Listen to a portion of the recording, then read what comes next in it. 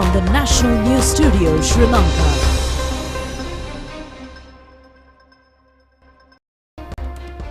It's the 3rd of January and we are ready to bring you the news for tonight. Joining me is Charita Minaparachi and I'm Shram Mascrinius. First, let's have a look at the headlines.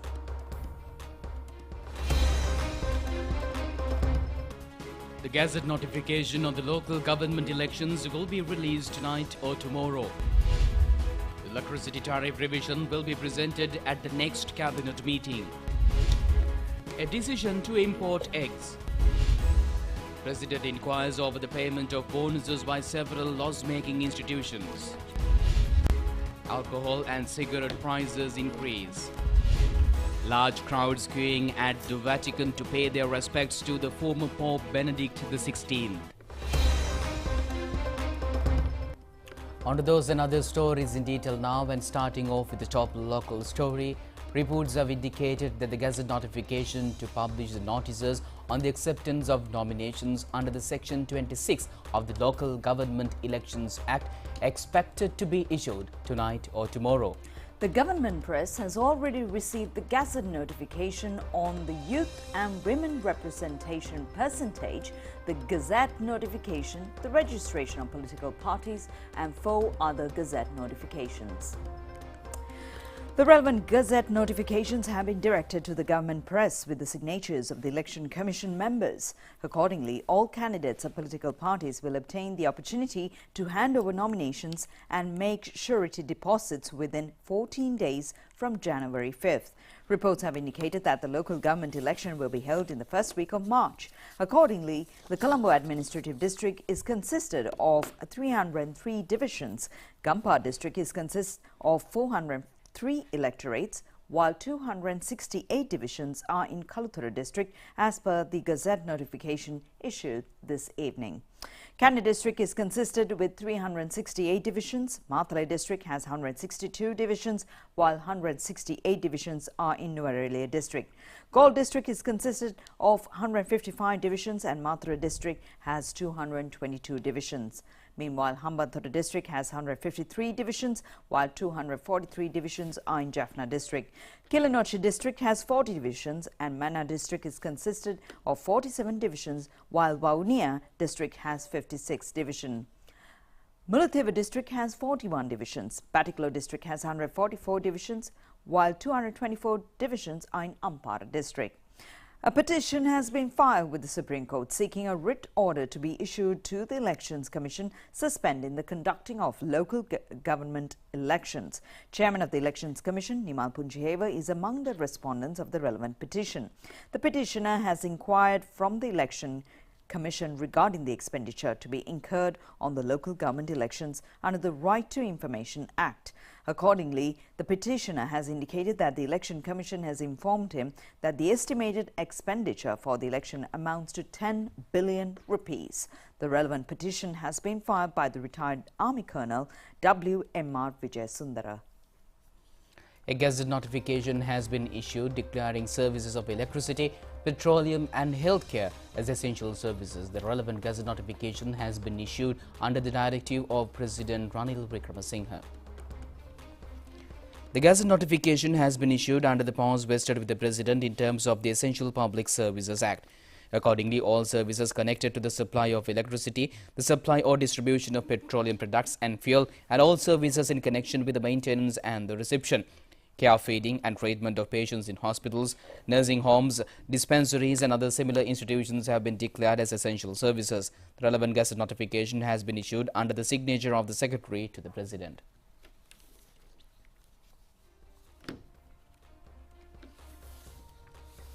And meanwhile, the Cabinet spokesman, Minister Bandula Gunawardena, says the discussion on the Cabinet paper pertaining to the electricity tariff revision has been postponed until the next Cabinet meeting. The Minister made these remarks while taking part in the media briefing held to announce the Cabinet decisions. The Minister Bandula Gunawardena said that the President and the subject Minister prepared and presented the relevant Cabinet paper on electricity tariff revisions. He said that the relevant Cabinet paper will be approved at the next Cabinet meeting following further deliberations. He pointed out that it is not fair to launch a token strike if the issues pertaining to the railway service are not completely resolved. He said that no station master has been recruited since 2015 or provide training for the task. He said that approval has been obtained to make necessary recruitments through the state service and the relevant announcement will be published in the upcoming weeks. He also said that a police investigation will be conducted regarding the incident occurred at the Maganaguma Institute. Cabinet of Ministers has granted approval to import eggs to the country. The eggs will be imported as a remedy to the shortage of eggs prevailing in the local market. The Cabinet decided to import eggs with the mediation of the government as a remedy to the inconvenience encountered by the consumers due to the shortage of eggs in the local market and price hike. Cabinet spokesman Minister Bandulu Gunawardena said that the consumers are faced with severe difficulties pertaining to the egg price rate, as some consumers have been compelled to purchase eggs at 70 to 80 rupees. He said that with the intention to control the price increase, the Cabinet approved the proposal presented by the Trade Minister to import a consignment of eggs from the neighbouring countries. The Cabinet of Ministers approved the proposal to introduce a new system for the admission of students from grade 2 to grade 11, except for grade 6 in schools. The new system expects to identify groups which require change of schools and create fair and equal access opportunities for students. Cabinet ministers decided to carry out fundamental activities relevant to the divestiture of crowd lands to be performed through the divisional secretariats. Accordingly, a decision was reached to appoint a committee headed by a senior additional secretary to the President to prepare and submit a policy and required guidelines to divest lands. A decision has been reached to establish a rapid service unit under the Urban Development Authority. Accordingly, this one-stop unit will improve the current development application process system. The government has directed attention to accelerate the program to restructure state-owned enterprise. Accordingly, the Cabinet of Ministers agreed to make necessary arrangements in this regard and establish a parent company affiliated to the Treasury with 100% equity ownership by the Secretary to the Treasury. The state enterprise identified for restructuring as subsidiaries will be registered with the parent company. The supply of eggs to economic centres at wholesale price rate of 53 rupees has commenced through the All Ceylon Egg Producers Association. Accordingly, the relevant egg stocks were delivered to Narayanpeta Economic Centre today. The association officials briefed the traders at the centre. The egg traders have said that they have the ability to sell eggs at 55 rupees if the wholesale rates are at 53 rupees. Egg producers claim that there is no shortage of eggs in the country and the rates have been increased due to intermediaries.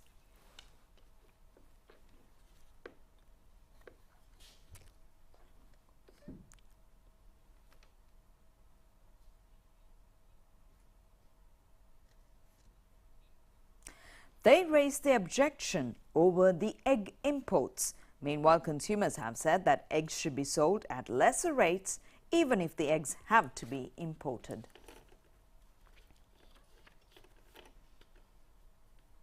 Several loss-making institutions have extended year-end bonus for the employees. The President has inquired the heads of the relevant institutions and awarding bonuses at a time when the country is grappled with a crisis.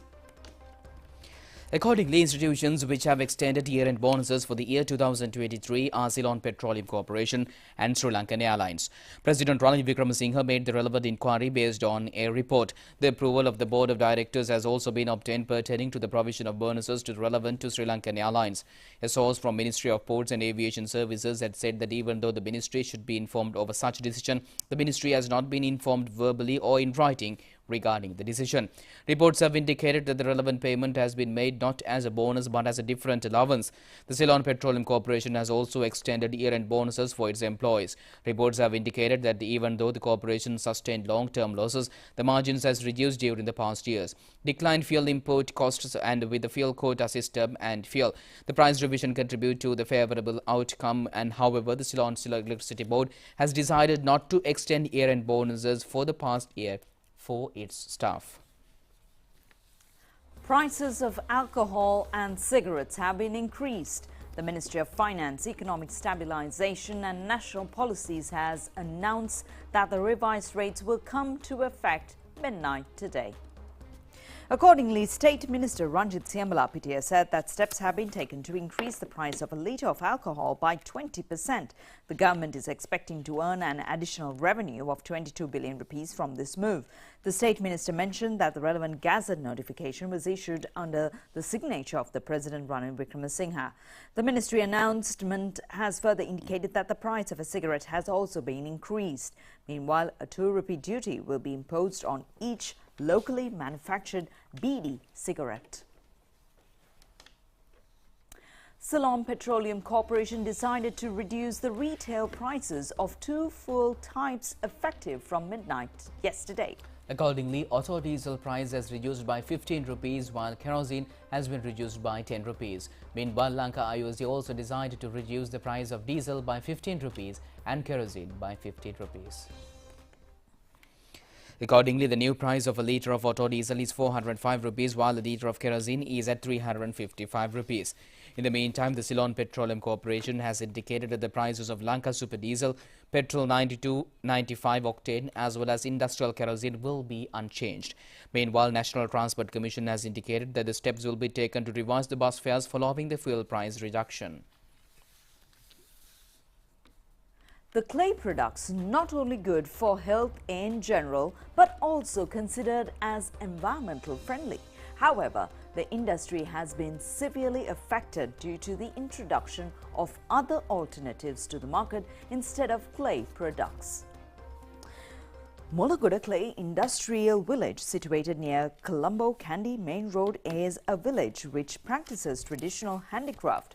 They have introduced various products including pots, ornaments and clay water bottles. The prices of clay-related products have been increased due to the high transport costs to deliver required clay material from rural parts of the country. The industrialists have said that if the authorities direct their attention, the industry can be developed further. Thousands of Catholics have begun queuing at the Vatican to pay their respects to the former Pope Benedict XVI. The cardinals, prelates, priests and religious visited the body of the Benedict lying in state, praying silently next to his mortal remains. The doors allow thousands of pilgrims to all over the world today to pay their respects. More than 65,000 people had visited Benedict's mortal remains and the line trailed back all the way around St. Peter's Square until yesterday. Rome Catholic anticipate that at least 35,000 people a day will descend on the Vatican to pay their respect to Benedict XVI, who almost a decade ago became the first pope to reside 600 years, with many traveling overseas. Born in Germany, Benedict led the Catholic Church for 8 years before resigning in 2013, citing and his body was transformed from a Vatican monastery to St. Peter's Basilica. Italy's President Sergio Mattarella and Prime Minister Giorgia Meloni also said that final farewell is taking place on either sides of Benedict's mortal remains. His body vested in tradition red liturgical garments with a mitre was without a pallium, which is normal for a retired prelate, as it is a symbolic of bishop's jurisdiction. Also missing were the papal insignia, the papal crozier and red shoes normally worn by popes, thereby conveying that the Benedict was no longer pope when he died. The Vatican has said that the exposition of the body will be open to the public to pay their respects from 7 a.m. to 7 p.m. for today and tomorrow. Benedict's successor, Pope Francis, will lead the funeral mass on Thursday before the remains are buried in the tombs of beneath the basilica. Benedict was not a reigning pontiff and will not be given a state funeral, the Vatican announced, adding that only Italy and France will be sending an official delegation. Tributes have also poured in from around the world, and Pope Benedict was a controversial figure, and some have criticized him for failing to tackle allegations of clerical sexual abuse.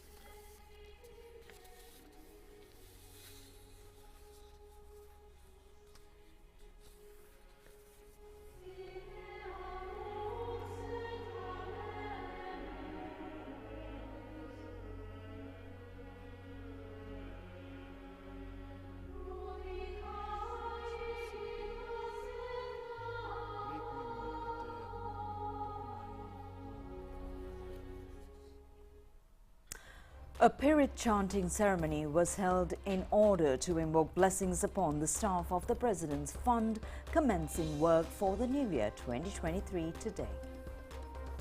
The Pirit chanting commenced following the sermon delivered by the Venerable Dr. Kirinde Assajithera. President's Chief of Staff, Sagala Ratnayaka, presented a financial assistance from the President's Fund for the Navam Perahera of the Gangaramaya Temple. Letters of appreciation was also handed over to the staff of the President's Fund in appreciation of their dedicated service. According to the guidance of the President, Ranil Wickremesinghe, steps have been taken to make the services provided by the President's Fund more formal, covering a broader spectrum in 2023, as well as to provide an efficient service for the public. Venerable Palligama Ratnasarathera and the officials of the Presidential Secretariat and the Ministry of Finance were also present on this occasion. All duty-free electronic shops have been relocated to the second floor of the arrival terminal building of the Bandaranaike International Airport.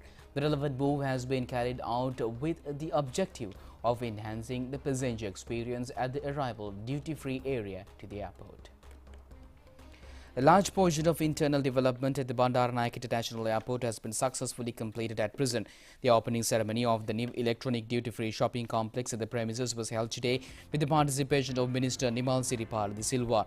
The expansion of passenger facilitation and the shifting of the duty-free shops from the first floor to the second floor is to improve the image of the airport in Sri Lanka in every aspect. Airport and Aviation Services Sri Lanka Limited has spent approximately 225 million rupees on the relocation. The relocation will facilitate the passengers' use of their duty-free allowance for consumer electronics. The overall expectation from the Airport and Aviation Services by establishing the BIA New Arrival Electronic Mall is to enhance the arrival of duty-free shopping experience of passengers and enhancing the service quality of the airport. Chairman of the Airport and Aviation Services Sri Lanka, retired Major General G.A. Chandasare, and Secretary to the Ministry of Ports, Shipping and Aviation K.T.S. Ruwan Chandra also attended the event.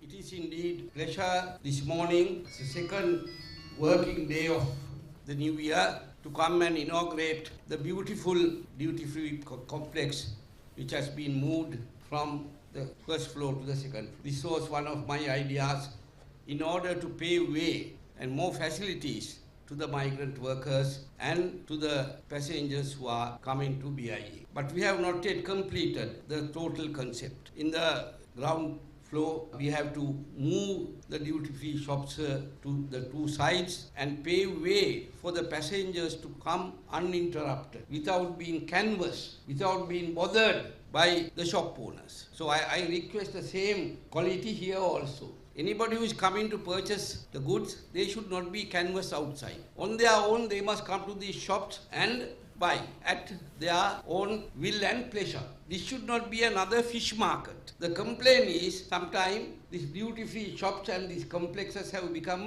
worse than the Paliagoda fish market. So I want to change that concept, because we should earn a good reputation for this airport, without which we can't market this airport. So therefore, I earnestly request the shop owners here, but really, if we really go through, the owners are not here. Owners are somebody else. I know that very well. But these are some leaseholders, most of these people. Anyway, whoever who is occupying and doing business in these shops, they should adhere to these rules and regulations. There have been certain malpractices which are performing in these shops. So I will give the instruction to the chairman today itself. If there is malpractice, immediately terminate the agreement, close the shop.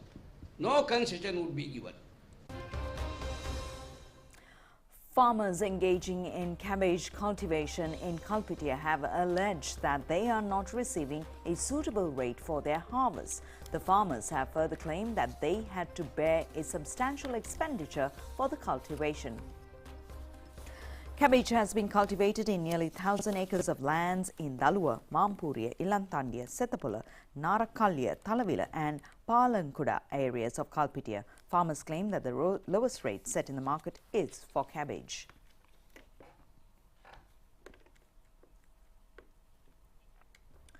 Dulari Gonavala, an Australian and early childhood teacher with Sri Lanka origin, has been named as the 2022 winner of the National Excellence in Teaching Awards. She is a teacher from Good Start Early Learning Brandwick in Australia. The NETA Seed Award recognizes the efforts of preschool teachers and early childhood educators. Dulari Gonavalla is in the early stages of her teaching career. However, she has already displayed a passion to build on her knowledge and skill. She received a professional development grant up to 10,000 Australian dollars to further their career and to find ways to help their students reach their potential. Throughout the 28-year history of the awards program, more than 1,100 teachers have received awards and grants.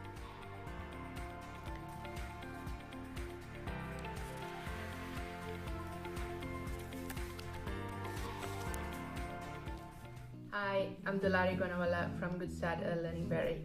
I'm really humbled and honoured to receive the National Excellence in Teaching Awards. Thank you, NETA Foundation, for the recognition and for supporting our professional development. Firstly, I'd like to thank our amazing Centre Director, Julie Fraser, for nominating me. Julie, I really appreciate your support and guidance throughout my whole teaching career. I'd also like to thank my colleagues, past and present, the coaches, the mentors, families, and especially the children at Good Start Early Learning who shaped me into who I am today.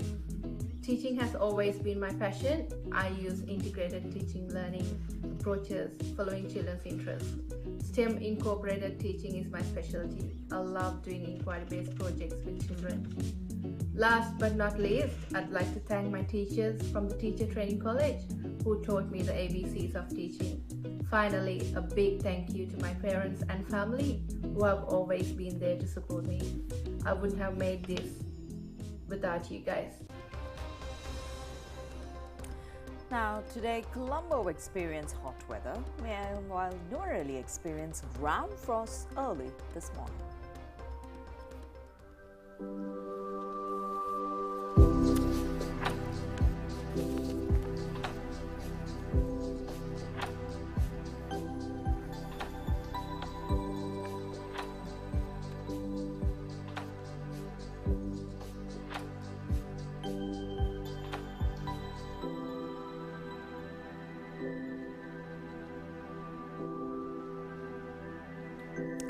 Well, several parts in Noorali, urban limits and Ambevela Pattipula areas experienced ground frost this morning due to the decline of temperature down to 5 Celsius.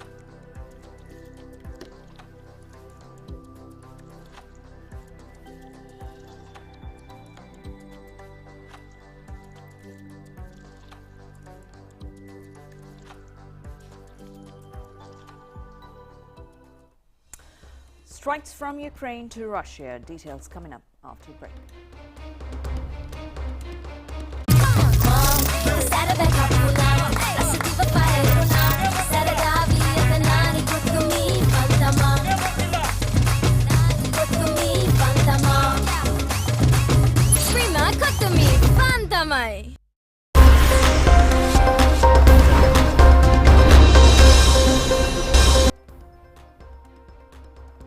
We take a look at foreign news now. Ukraine has confirmed it carried out a strike in the region of Donetsk, which it earlier claimed killed 400 Russian troops. Russian officials contested the figure, saying that only 63 troops were killed.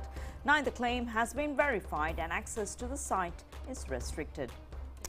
Civilian targets in Ukrainian cities. The acts of New Year's Day hit by a building in the city of Makiwa, where Russian forces were stationed. It is extremely rare for Russia to confirm any battlefield casualties, in the highest number of deaths acknowledged by Russia in a single incident since the war began 10 months ago. In a statement yesterday, Russian Defense Ministry said Ukrainian forces fired 6 rockets using the US-made HIMARS rocket system at a building housing Russian troops. It is also added who of them were shot down.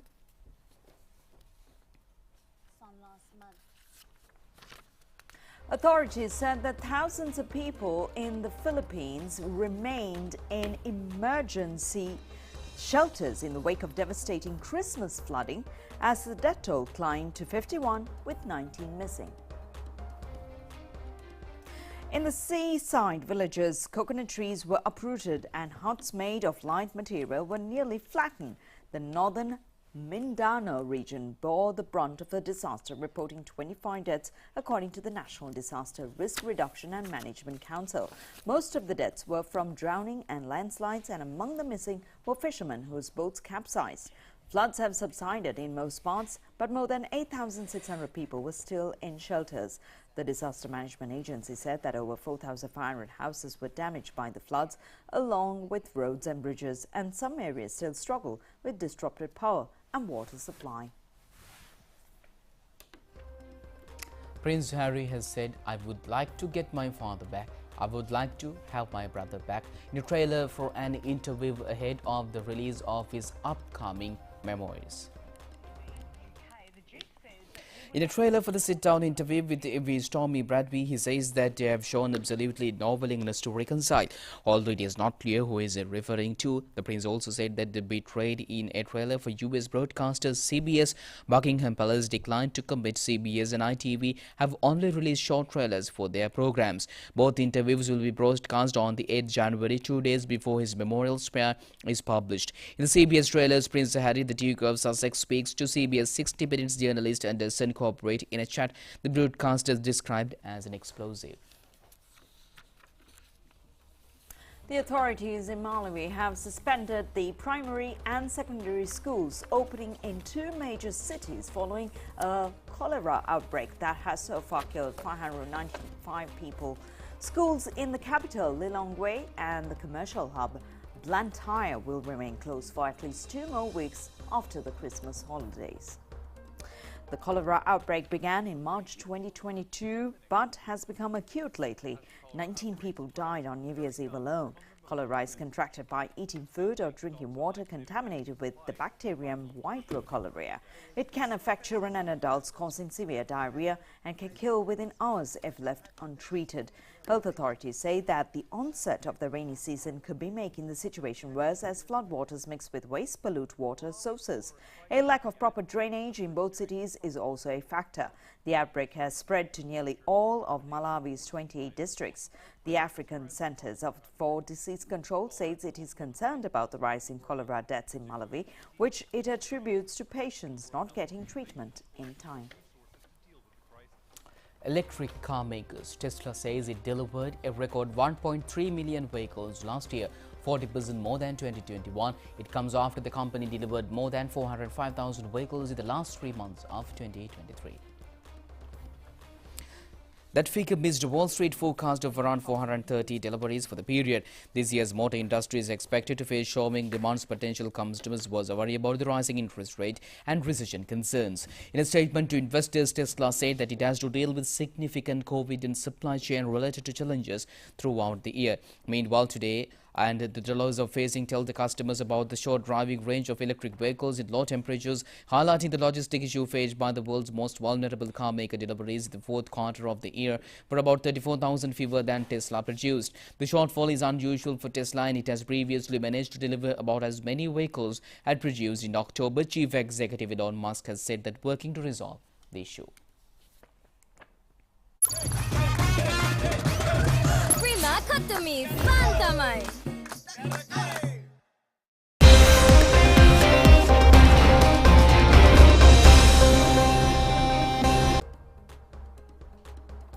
And on your sports news tonight, it's good to be back with a little bit of action from Sri Lanka and India kicking off this tournament. The first T20 match between Sri Lanka and India currently, which is underway at the Wankhede Stadium in Mumbai. Winning the toss, Sri Lankan captain Dasun Shanaka opened the field first. Accordingly, India for their innings scored 162 runs for the loss of 5 wickets, and Sri Lanka is chasing a target of 163 runs to secure their first win in the series.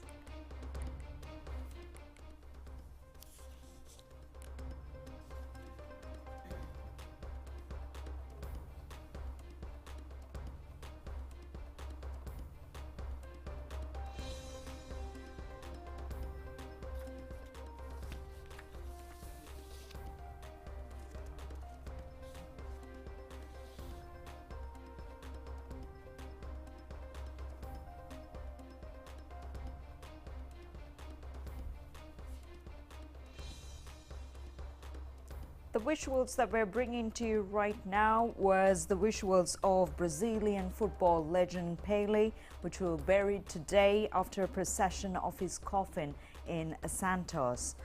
Pele, considered by many to be the greatest footballer of all time, and was lying in a state at Santos Stadium where he played some of the best matches of his career. Thousands of mourners queued to pay respect to Brazil legend Pele, who is lying in state at the stadium of his former club Santos. Pele is coughing in the center of the pitch at the Bernardo Calida Stadium in Sao Paulo, and fans have lined the streets to get into the ground. There will be a procession through the streets of Santos before a private family burial. Pele, a three-time World Cup winner, died at the age of 82 on December 29. Arguably the world's greatest ever footballer, he had been receiving treatment for colon cancer since 2021. He was among the most successful and popular sports figures of the 20th century. In 1999, he was named Athlete of the Century by the International Olympic Committee and was included in the Time list of the 100 most important people of the 20th century. In 2000, Pele was voted for the Player of the Century by the International Federation of Football History and Statistics and was one of the two joint winners of the FIFA Player of the Century. His 1,279 goals in 1,363 games is recognized as a Guinness World Record. In Brazil, he was hailed as a national hero for his accomplishment in football and for the outspoken support of policies that improve the social conditions of the poor. Brazil's government declared 3 days of national mourning after his death, and the country's new president will travel to Santos to pay his respects as the 24-hour vigil draws to a close. President Gianni Infantino was among the first to arrive at the service and said he would ask every country to name a stadium after Pele, the only man to win the World Cup 3 times as a player. Tributes have poured in from sports stars, politicians and musicians from all around the world for a man that transcended his sports and became a global icon.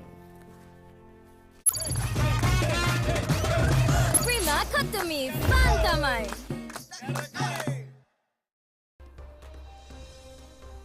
With that update, we wrap up in Rupavahini News for tonight. Thanks a lot for joining us. Take care.